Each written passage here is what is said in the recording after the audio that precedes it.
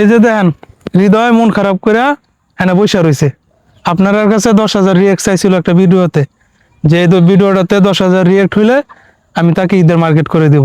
এখন তাকে জিজ্ঞাসা করি ভিডিওটাতে 10,000 রিয়েক্ট হইলো না কেন। দেখেন তার মন খারাপ করে বসে রয়েছে। এই যে আপনাদেরকে দেখাই।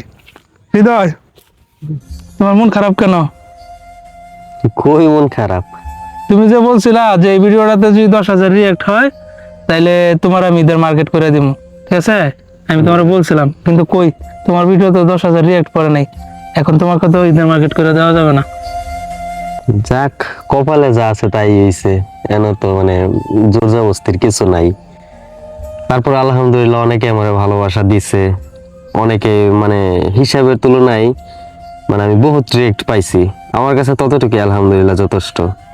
আচ্ছা, তোমাকে আর একটা সুযোগ দেওয়া হইলো, যদি এই ভিডিওটাতে 5,000 রিয়েক্ট পড়ে তাহলে তোমাকে ঈদের মার্কেট করে দেবো।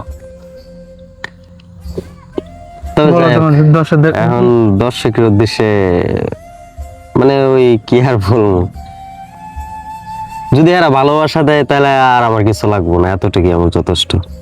মার্কেটের চিন্তা আমি আর করি না। ইনশাল্লাহ দেখতে চাই হৃদয়ের এই ভিডিওতে 5,000 রিয়েক্ট। অবশ্যই হৃদয়ের জন্য ঈদের মার্কেট হবে ইনশাল্লাহ।